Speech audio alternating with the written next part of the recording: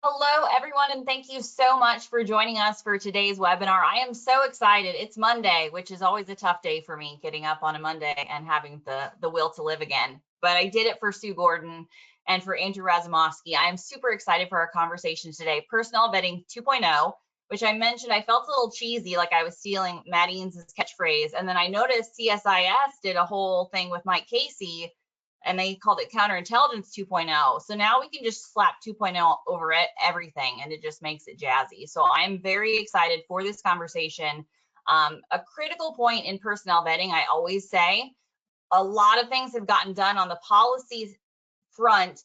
We are headed towards getting some great implementation guidance. This is where the rubber meets the road. And so having the Honorable Sue Gordon available to talk with us about this conversation, super meaningful to me. I want to do a shout out to Charlie Allen and Kathy Ferson and the INSA SPRC. They are stepping down from 14 years on the Security Policy Reform Committee at INSA. Kathy knows I am a total fangirl for her personnel vetting. I will continue to make her sit by me at conferences, so we will diligently take notes about all personnel vetting topics, but appreciate their leadership. The fact that they have been around this long, I read a paper that they wrote in 2011 today. It was like a trip down the Wayback Machine, and also a reminder that we have been dealing with a lot of these issues for that long. Or if you talk to Charlie Phelan, for longer. Since 1947, we've been dealing with a lot of these issues.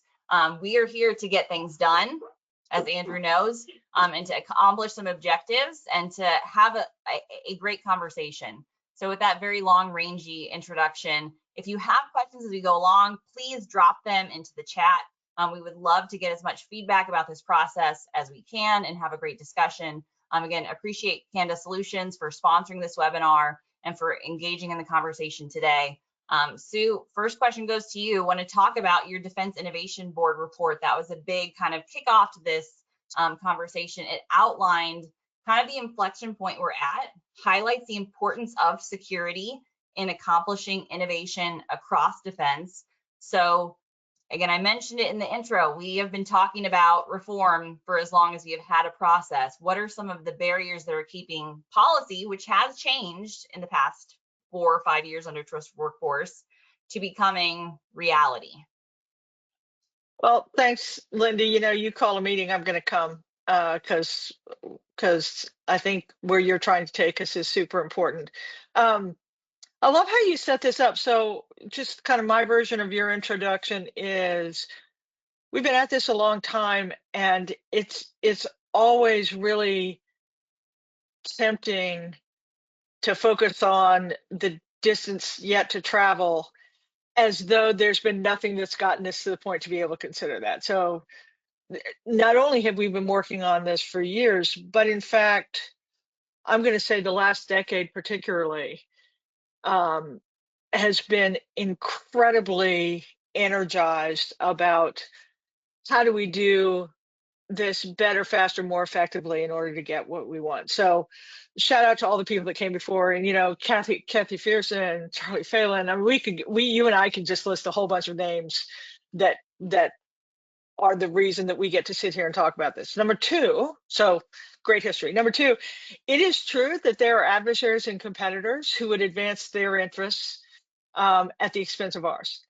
And so I think any conversation about what we might want to do to continue to improve our processes to make them relevant in a world that is more diverse, faster moving than the ones we've lived in, has got to take into account that there are people who would do us harm, and so security itself is important. And as someone who's done cyber for a long time, you know, most cyber attacks are enabled by a human, right? So the personal piece is really important. So we're going to talk about things going forward, but I want to say there's nothing wrong with the work that's been done in the past, and nothing that's not being focused on, even though we might talk about how we have to keep ourselves focused on being better. So that's my preamble. Sitting on the Defense Innovation Board, it focuses on exactly the topic that everyone's focused on. How do we meet the future we all see in a way that's consistent with the way the world is turning. And that is mostly faster. I would say that in the past, our advantage was disproportionately holding information, protecting things, and secrecy. And now I would say that if those things can't be done and still allow speed, you really have to question whether you have the advantage. So when the Defense Innovation Board was looking at its variety of studies that could do on how we acquire things faster and how we get more leadership and how we handle data better, I led a task force that was really focused at just implementation. What are the process things that we could address that required no new statute? The Secretary of Defense could just sign a piece of paper and say, we're just going to do it differently. And so it wasn't the big sexy studies. It was just like, what do we all recognize we need to do? And if they were done, like the whole community and government and private sector would say, oh my God, they get it. And this is really moving. So my study was 10 things that the secretary could say you can do it that don't require statute that would make us be able to get what we want faster, better, more expansively. And a set of those things were focused on personal security, but it was against the backdrop of two domains. One, how do we get access to the talent we need? Because talent is our big supply chain issue. And it's not that we don't have enough talent, it's that we have a hard time getting to the talent in the places that it resides in the time frame that we need, right? It's not that we can't attract it, it's not that it doesn't exist, but those two things too often don't match up. And the other one is, how are we able to do the work where it needs to be done, rather than expecting that all work will be done in a few places? So those were the two domains that we tried to work. And so we came up with a bunch of recommendations that had to do with the same topics that we all know: reciprocity, speed of introduction into the workforce, how do you keep people who had been cleared available if they happen to not be doing cleared work for a period of time, how do you use SCIFs differently? But it was all focused on the notion of how do you do the same set of things, but in a more effective way for this world. That was long-winded, sorry. You can go as long as you like. There's no such thing as too long-winded. So I know, Andrew, you read the Defense Innovation Report. We've talked about a little bit. Do you have comments or add-ons there? Sure, absolutely. I mean, again, thanks, Lindsay, for organizing. Thanks you for being here. And yeah, we missed Kathy Ferguson and Charlie Allen by in person today, you know. But thanks for everything. I think I've been on SRPC from, I don't know, 2013, 14, something like that. So certainly, you know, we'll miss seeing Charlie's comments early in the morning at 7 a.m. What he thinks about journalism in general, you know. So, but again, back to defense industrial base and report. I think few interesting things again coming from this a little bit from technology side. I think interesting parts which Stuart didn't talk about are actually acquisitions, right, and how bring innovation quickly. Right, I think it was covered pretty well there. What are the right tools, right incentives, how you bring businesses which are not typically doing business with the big Department of Defense in the fold and let them actually innovate. I think that could be one of the biggest things which is missing in general. And because as we know, nobody gets fired for hiring IBM, but at the same time, IBM it's been a little bit behind. I think we can say that. And many other big companies as well, right? So new small businesses or mid-sized businesses, right? Even some innovation which is happening in the industry certainly can help with many issues we're talking about, from SCIFs to RFIDs to bringing tech, which will enable SCIFs to work actually the way it's supposed to. Because younger generation, if you tell them you can bring your Oura Ring or Whoop or anything into this cave, they have a problem. They have to get over the phone first, but I think after they get over the phone, many other devices, right? How we make it work. I think that's and innovation typically comes from this. Google and was small in 2003, right? Yeah. Don't be. I think that changed a little bit, right? So overall, there are many small businesses and mid-sized businesses who actually doing some pretty amazing tech, but they are not really players in Department of Defense. Yeah, I think Okay, Andrew brought up a couple of points there. If I can just jump on, because I really appreciate what he said. Number one is, again, the good news is that everyone sees the same future and sees the same needs. We just differ in how to get there. One of the problems with getting to where some of the innovation is that the overhead required for a new entrant into our community, into the security community, is a lot. And to be able to win work, to be able to get the resources to build out the capability you need is a lot. So part of it is, how do we help those new entrants just be able to play, even once the system has recognized that what they have is interesting. And then the second thing is, this is not anti-big company. The problem is they've just been at it so long that their systems and the government systems are well tuned, right? And so they can work and get work. And it's just hard for the little guys with their noses pressed against the glass who can't build the big systems that match up with the government to be able to play. And this is, in fact, and I think maybe because I've been with the government so much longer in my career, I put more responsibility as it's incumbent upon the government to look at whether it's getting what it needs and saying, well, if I'm not getting what I need with the systems that I have, I'm the one that's got to imagine being able to do it in a way that lets the people Andrew talked about actually get access to the system so that they can offer what the government knows it wants. So, it's just a really interesting moment. Unfortunately, disproportionate burden on the government to imagine that they could change their preferences. Oh, don't get me started on the way contracts are written. I'm on security officers now, but I'm going to be getting on some contracting officers soon, because I think we've fixed a lot of the policy stuff, but when you have it baked into the way contracts are written, then we just, again. Well, that's number innovate. 7.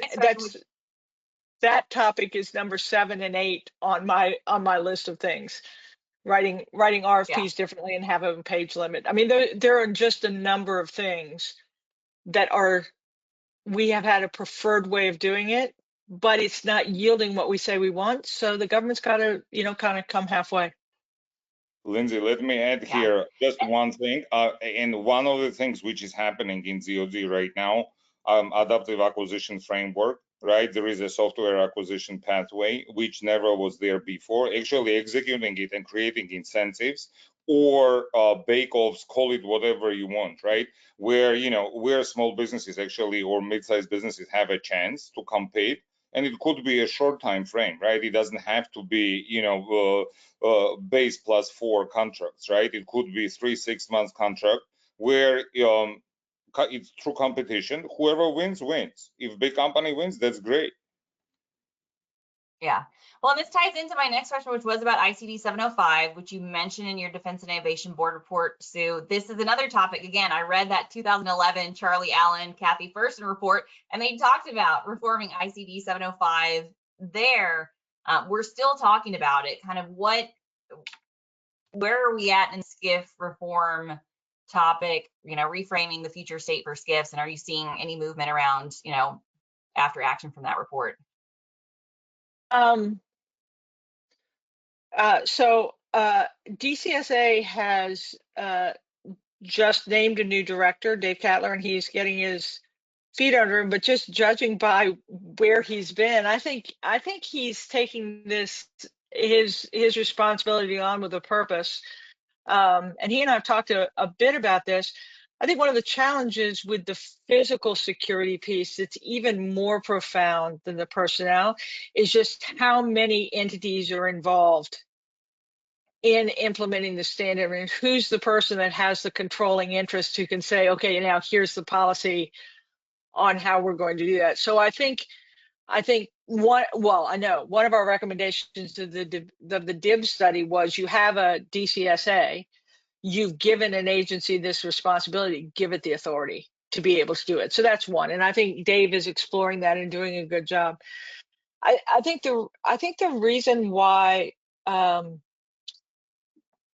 that ICD, it is so important, and it's just tied to the same thing. It's how do you get access to what we want, where it is, at the speed we need. And if you go even further, because there has been some movement in secure space, but it's not just a meeting room if you can't bring your stuff. Right? If you can't have the people that need to be there, and if they can't have the data they need. And so I just think there needs to be this general recognition that in order to not only get access to all the things that exist that could help us, but also in a manner that is reflective of where people are, you have got to change up both how you accredit space and how easy it is to get accredited space. And then if I go one step further, I know this is a bridge that's really, so many of my colleagues, former colleagues that I work with, are going to lose their minds over this.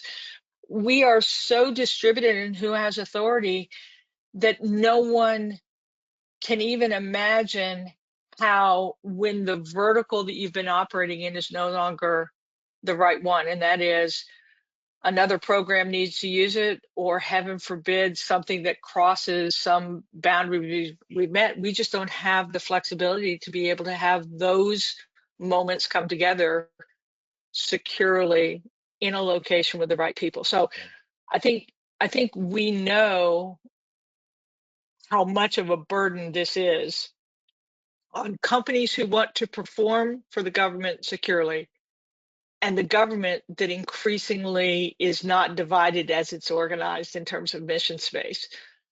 Now all we have to do is to have the people that run the processes believe that they have the authority to reimagine them, and then in the process of implementing new, they account for the risks that are still present. I mean, to me, this really is a classic.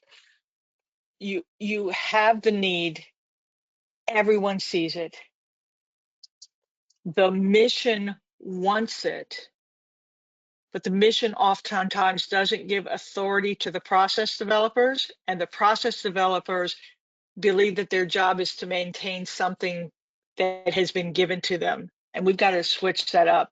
And there are ways to do it, but not if we don't see the same outcome and give us leaders the authority to make the changes they need.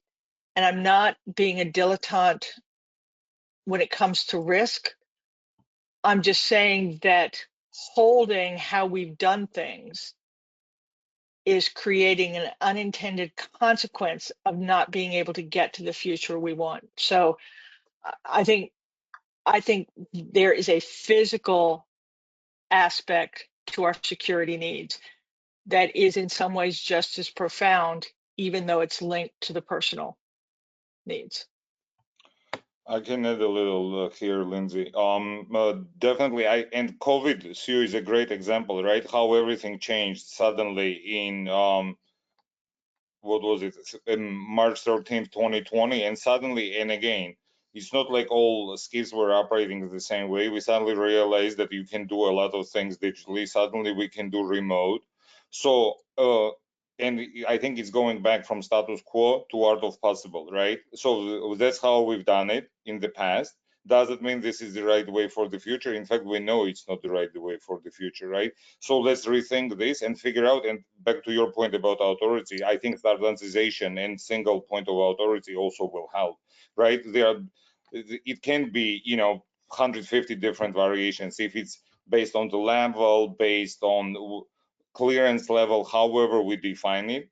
but it's standard, right? So everybody knows in order for me to be in that SCIF, I need to have this level of clearance, right? And everybody else, right? And if it's below, then, and so that way it becomes manageable.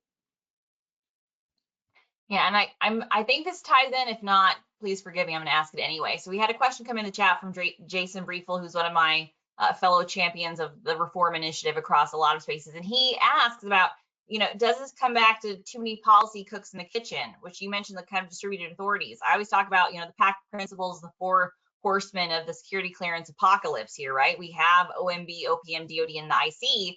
Unfortunately, there's always somebody to blame, right? And we tried to create that framework over OD&I, but the reality is personnel vetting, suitability, all of that. I mean, you have all of those players, and gosh darn it, I can't get two people in government to agree, let alone four agencies doing this. So does that kind of tie into what you're talking about, Sue, about the distributed authorities, or how is there a way to make that framework work better together? Is OD&I functioning the way it's supposed to based on its new mandates, or do we need to do something different? Well, what we don't need to do is make another government agency. So let's just be clear. For sure. I think for sure we all can agree on that one, I think. I'm anti-czars too. People keep asking about security clearance czars, not to get political. I was like, who's gonna, czars are a problem point for me. I don't know. Yeah. We'll see.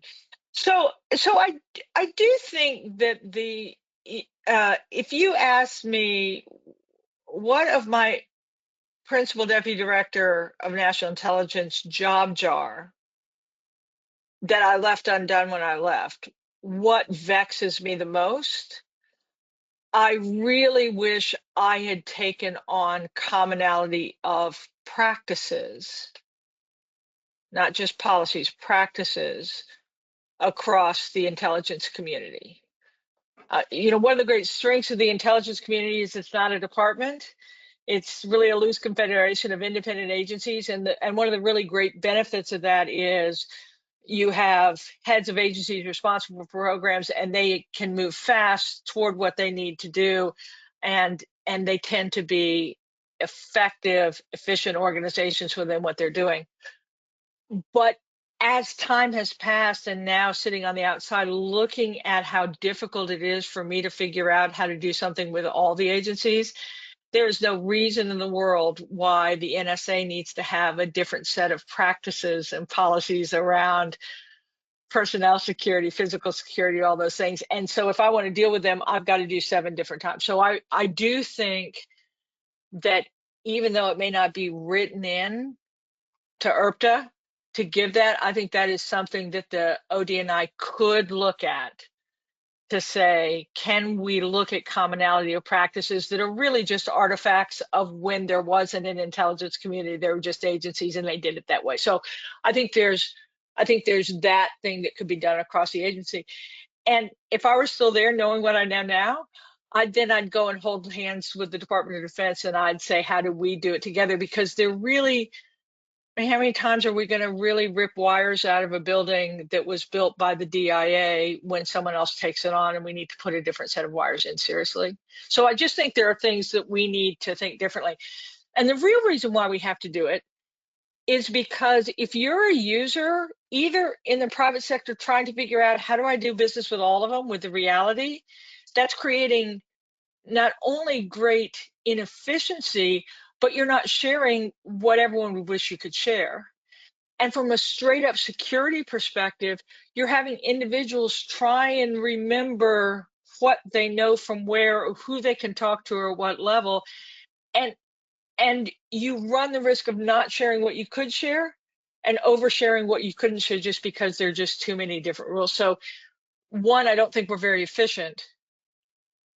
2, what we have now is an artifact of a time that didn't imagine the world in which we now live. And the other reason why we might want to change it is because it's causing confusion and inability. So I just think taking on practices is something that is the next step now that we've done a lot of good policy cleanup. If you don't get to the implementation level, it's not going to work. And how does that drive down, and who feels that they're responsible, and who's paying the bill for making my practice compliant with that policy? Unless we take that on, I don't know how we're going to get there. as much progress as we've already made. I mean, now you're talking my love language, Sue, the implementation. This is where the rubber meets the road, right? We have It the is. policies there, but how do you get the agencies to actually implement what's in place? And yeah, and that's where we are. And remember, they're not bums, right? They're the people who aren't implementing believe that they are protecting the system, right? And I talk about this all the time. Government, the burden of government is it's supposed to be transparent, repeatable, and fair. The problem is when the method by which you do that is no longer viable, who takes the chance to do it differently, and who says, yeah, risk isn't in change, risk is actually not change. And then where's the money coming from? Because again, in most agencies, the cost of implementation is borne by support elements that are generally under-resourced to begin with. So if we never get at that, if somehow an implementer is supposed to look at this policy and say, yeah, I see it, but I don't have the resources, it's like sitting in a National Security Council with a really sweet policy, strategy that's been developed, but I can't possibly meet it. So I think not just leaving it unaddressed, that gap between implementation and policy, but then moving it down heads of agencies into, have we all agreed we're going to move? And then just the last thing, here's the reason why I believe it can be done. My idol, Stephanie O'Sullivan, when the intelligence community decided that it needed to be able to communicate across the board and eyesight, whatever you think of the first implementation to where we are now, she basically just through force of personality grabbed the heads of agencies and actually the deputies, because we all work for somebody, and she just made us her leadership team to make it happen. So you can do this, but it does take leadership and then just agreement at the top level that you're going to find the resources to do that which is otherwise under-resourced. Yeah. So Andrew, my next question is going to go to you. We're tracking the updates on performance.gov. So shout out. I read those reports every quarter they come out. We're starting to hit the point where all of the things are NBIS dependent. So Senator Warner minced no words on that, calling it a disaster. We're at all of the point where a lot of the things that I want, the government keeps telling me I will get when NBIS is ready, right? NBIS dependent. How important is technology to this? Because I start to give up on the technology and say, let's just do it. Like, I don't know, get a jalopy out there. Let's just do it. But you're here because you're the tech guy. So what do we need, Andrew? Where are we? I'm gonna start. Please don't give up on technology, okay? It will help. So the question is really, it's not about technology in general. I think it's about the right technology, right? And how quickly it can be implemented, so you actually can see these results. We all know Medins did a great work and policy is there. It all makes sense, right? All the phases, all the implementations, mobility, all the new vetting scenarios. So this is all great, but unless we see it, as you said, implemented, it's not going to do anything good. So we know a lot of time been lost. I don't want to say wasted, but kind of a little bit. So now it's reset, right? So we are in this period of 36 months roadmap. I think that's the last thing we heard. So the question is really how you quickly get results and quick wins, and for different missions, right? That's how I would say about it, right? That there is a personal vetting mission, obviously background investigations, everything else, new PVQ to back to standardization, right? And collecting the right data, how you collect the right data from the subject, how you quickly investigate and bring the workforce, which Sue was talking about, right? To help with the mission. So right technology certainly exists, but the question is a lot of legacy systems, and not just in GCSA, I think across overall Department of Defense. So certainly, I think another back to what it's not bombs, right? So DoD is typically very good with weapons, weapon systems, not necessarily with software. So I think with the right processes, again, back to agile approach, which is really hard to do in government, but at least it's worth a shot. And quick implementations, getting results, and giving it back for a quick user feedback and iterative loop to get actually something up and running. It may be not perfect on day one, but it's going to be good on day 42. Okay, so and going through this process very quickly and getting something up and running, then going on to the next, and not thinking that all the legacy. And sometimes you have to run in parallel, right? Because legacy has a cost with it. Back to hearing you were referring to, right? So out of 1.7 billion spent, what was really legacy spent, right? To maintain the system. So obviously, the quicker you up and running, the less you have to spend on old systems. So that's kind of my view. Sio, probably if you want to add something. Well, my analogy, the only thing I'd add to it, Andrew, is this is a really tough environment technologically to introduce new systems, right? The technology is moving so fast. What's available to do things is moving so quickly. I mean, now we have large language models and new technologies that allow us to add data in differently than we did before. And so programs that we've been working at a long time, even if that has been good work, if it hasn't manifest and you haven't changed how you're going to develop it, something new is available. And the only thing I'd offer is kind of an analogy is back to my eyesight. We had the common desktop, and we've been working on that, the idea of a common desktop, for 3 to 5 years. And man, it was a slog. It was just hard. It was technology that wasn't, when we started, available to us, and the security that we needed for the common desktop we were having to create. And man, it was good work, but it was taking a long time. And by the time we were just about ready to deploy it, it just turned out that it had too much overhead associated. It was too expensive, and it wasn't the right technology anymore. And so I think one of the things with NBIS, great idea, because security has got to be technology enabled if you want to be able to, one, move fast enough, two, get all the data that you might want to have, and three, be good enough. Because I think that too often we think that technology adds risk, and some technical solutions are going to reduce risk.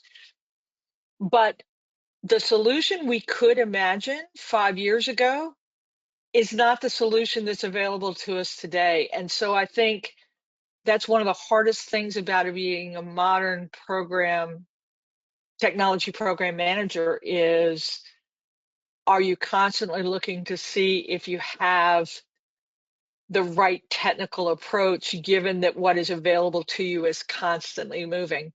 And so there is no doubt in my mind that the idea of a technical solution that NBIS represents is a good idea. But if it's taking this long to manifest, I think one of the questions is it the right approach given where technology has moved? And man, that's really hard as a program manager, but it's still something that I hold you accountable for, because again, all I care about is the outcome. I get it, but all I care about is the outcome. Yeah, well, and that was going to be my segue here, because I know at the Cypher Brief conference, I didn't get to go this year, but shout out to the Cypher Brief community and Suzanne Kelly for their great work. But I know that attachment to legacy systems across the intelligence community is an issue. And I know that was, several people have talked to me about that since that was a theme. Like, we have this attachment to legacy systems, the difficulty of offboarding, and that's been true for personnel vetting. We still have several legacy systems that we are tied to there. Again, I don't fully understand how do we get off of this attachment to legacy systems? I can offer something here. So I think change management is the key, right? So we have to do it in a manner where new users of the new systems have to be familiar and part of implementation of the new system, whatever the system is, NBIS or anything else, right? If they're not part of this development, and it's coming from PM or director or whoever it might be, they are not necessarily will be fans of the system. As long as the change management occurs, right, and as well as communication with all the stakeholders, not just industry, right? Everyone involved. This is DOD, IC, everybody who is involved in the process. Communications were a problem previously with the CSA. I think we can all say that. But I think it's changing for better right now. I would agree with you. So certainly, I think communicating with the industry what's happening, and you have to prioritize, right? You can't do it all because it's too expensive. Nobody, I mean, nobody has and can write any check they want. So you have to prioritize what is most important. You do these systems first, and then you go to the ones which are less important, right? And you manage this change. And the only way to manage it, you communicate constantly, right? So everybody involved, and you collect feedback, and you make sure you listen. You don't just say, hey, we're going to do it this way and this is over. Yeah, I'm exhausted when I hear me saying what I'm about to say. So I apologize to everybody who's listening, but I'm going to say it because it's true. You can't get to the future holding on to everything you've done in the past. It's just too heavy. Right? If I were a singer, I'd say that's, why you have to change registers. You can't carry all the sound from your chest to your head. You have to do things differently. It's too heavy. So when you figure out where you must go and you take into account what's available for you, whether that is the resources available to you or the technology that's available or the time frame in which you need to do it, if you are unwilling to imagine that you can do things differently than you've done them in the past while still accounting for the condition that led to that solution, you're unlikely to get there. And I'll give the In-Q-Tel example because it's the time that I most was willing to give something else. In 98, when the CIA decided to do In-Q-Tel, here were the three things we gave up in order to get it. Number one, we gave up a specified statement of work. In other words, we just gave them challenges. And we said, you figure out the companies you ought to give money to. So that was one thing. And that it's still hard. It was really hard then. The other thing we gave up was classified. So we decided the only way to do it is if we could talk about our problems in unclassified form. And that was, again, really hard for us to do in 98. And the last thing we gave up is we weren't going to own the intellectual property. And that was super hard to do, right? Because heretofore, when you did new creative things, we would contract with a company to do something creative for us, but we would own the intellectual property. And that just wasn't allowing us to have access.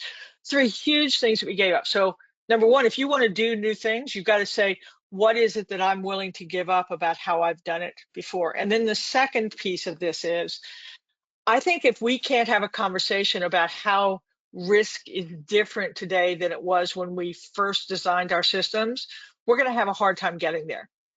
The risks of 2004 are not the risks of 1947, right?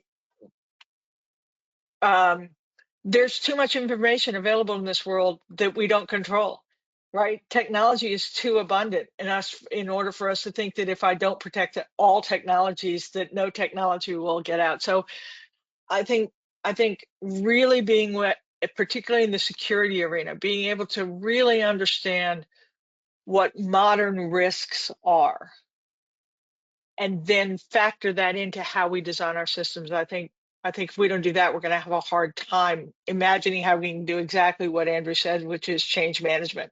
Because it's still going to be hard. Even if you do all that, it's still going to be hard. But if you don't do that, I think you're going to be unlikely to get where we want to go.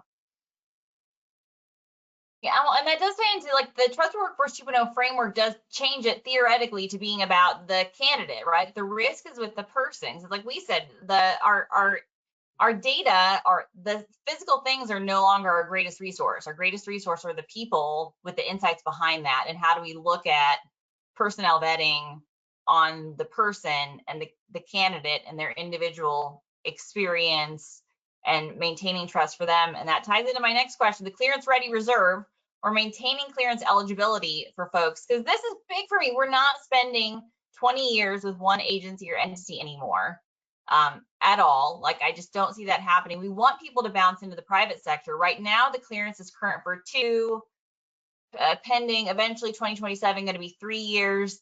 But if you're really going to have some input into the private sector, you're going to take a break to have kids, you're probably going to need 3 to 5 years to do that. And the current framework does not allow you to hold eligibility. Your Defense Innovation Board report talked to that, Sue. So can you kind of speak to why you included that in there and what that could mean for the workforce? Again,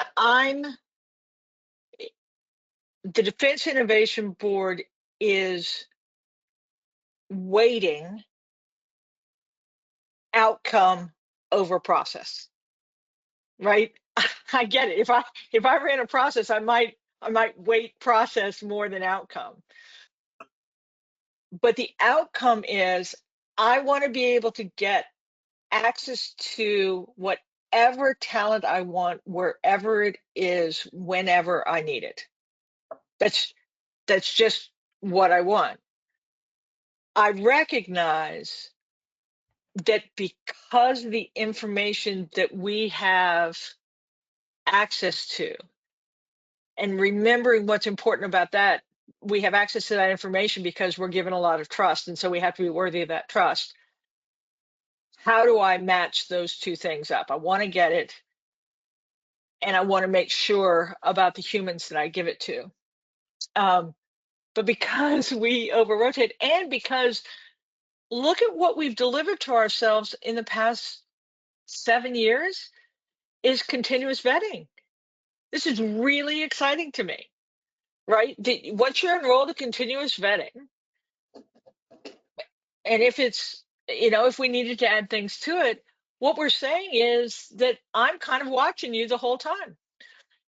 And in the DIBS view is that is a good platform to consider that people who leave,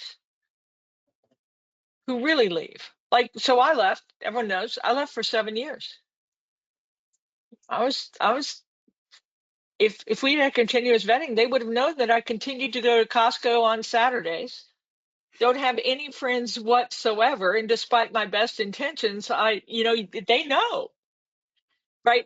And so the reason why we included that idea is, if we have confidence in continuous vetting and we need access to talent, can I put those two things together even more creatively than we've done so far to create this ready reserve? And maybe it's a combination of continuous vetting is enough to get you in place, and then while you're in place, I'll do more work to be able to find out any of the gaps that I have or do more in-depth work, but rather than making all those things be serial. So the idea was no more clever than that. We added in the idea that said, well, who's going to pay for someone to be in continuous vetting? Well, we bet the individuals would want it. Companies would want it. They'd be able to pay for it. So it wasn't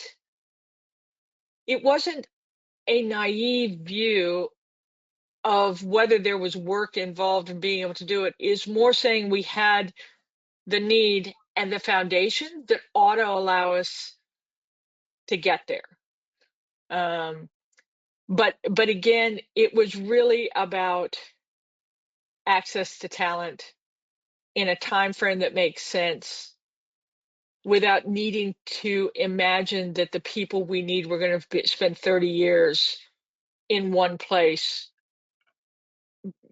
being continuously cleared to the right level with some supervisor's eyes on them. And there's a counter argument to this when you look at some of the leaks that we've had. But I will tell you, if you look at those leaks, I think you can look at them and say, many of them are about people not understanding the importance of what they were protecting in the first place, many of them being dissociated from the mission that impelled the security. I think you can still look at it and say, we have the foundation, we have the need, can we make those things work together to not be what's convenient to our confidence, but rather sufficient for the need we have. Lindsay, I would add, and conceptually this exists, right? There is rapid vetting concept, and as you said, based on CV, all of this data is available, right? So, and again, if this is the person who is returning, and I'm not talking about initial investigation, right? We already knew about that person, so initial already happened, right? Boots on the ground happened. If we were able to change from periodic investigations from PRs to CV, we should be able to look at that person very quickly, even if we were not doing it all the time, even if not, right? Certainly that is an option, but we should be able to get the data, have that PVQ or whatever the new form will be, right? Have the PVQ, create updates, we run the checks, and we know everything is okay or not. Yeah, Listen, and my security officer friends, I have all the horror stories that are the counter indicators, but I will say we have an equally compelling set of horror stories about what we've not been able to do. And yeah. I worry about being able to do what we need to do in order to serve the national security needs, which have become more profound and need to be more attractive and accessible to the towns that wishes they would, but aren't going to put up with the overhead that we impose. Yeah. No, and I think the security apparatus, at least in word, understands that. They I do. talk about how this is a risk mitigation strategy. It is not, it used to be honestly risk elimination. I mean, you just were like, let's beat all risks over the head until they submit. We know we don't have that Yeah. anymore. This is your last chance for audience questions. So just if anybody has them, I like to use them for article ideas later. So please just drop any questions you have. I will get to some, not all of them. But one of the questions that we did tie into Congress and the clearance process, specifically. So I had another question. Somebody messaged me about how many people have a clearance. It also ties into this whole, like, again, this idea of what is our cleared population eligible in access. The Senate hearings, you always have those schmucks are telling, poor Stacey Dixon, there's too many people with clearances. We go back to desk audits. I have nightmares about desk audits and what that did to the workforce. I don't like that. Not to throw you under the bus, Sue, but why I don't want any desk audits anymore. But can you speak to the size of the cleared population? I think that ties into the kind of that idea or question. Why do people think that there are too many people with clearances, and simply having fewer people in this community will make there be less risk? The only comfort I'm going to have in my answer is that I would have said this 20 years ago too. And that is, the world is really, really different now. Like when we started in this game, we were hunting. We were the few people that had access to the information. We had to go build special systems to go get that special data. It was hidden in special places. And there's some of that, but that's the way we grew up, and that's the way we know how to operate. And that isn't the world of all the important information. It isn't all the 5 things that will change the world or all the information when aggregated together. So part of our problem is that our model is all information we use needs to be protected at the same level. And so our population, because we want our population to be able to work together and do things, we've made almost this choice of operating at system high. And so that just creates this growth because we want the people to all be able to work together on everything. I would opine that we are secretly collecting open information all the time. And there are ways to think about differently the cleared population and what is now more efficient to us. Is it always system high, or is it being able to take more things down? That is a big question, but I think it's one worth asking. The other thing that I think would make us worry less about our cleared population if we had a better idea of where our stuff was. So I think it's always interesting when we have leaks of information, or we have senior executives who take things home out of their outer spaces. We talk about that, but there's an analogous thing that says, hey, don't you guys know where all your stuff is? Right? And that we're surprised that it's that. And so I wonder if on the other side of the cleared population is we had a better fix on where all the data was.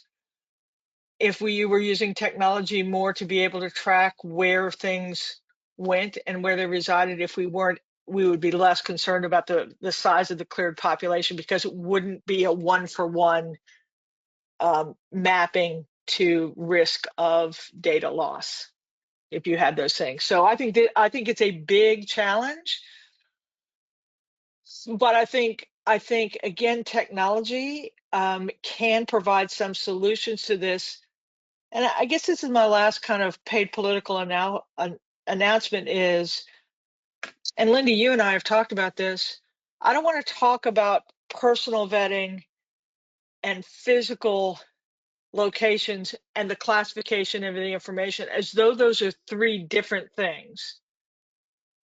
You know, it's like, I always talk about kind of what's the magic of my former agency, the CIA, is when we thought about security, we thought about physical security, personal security, and technical security as one thing.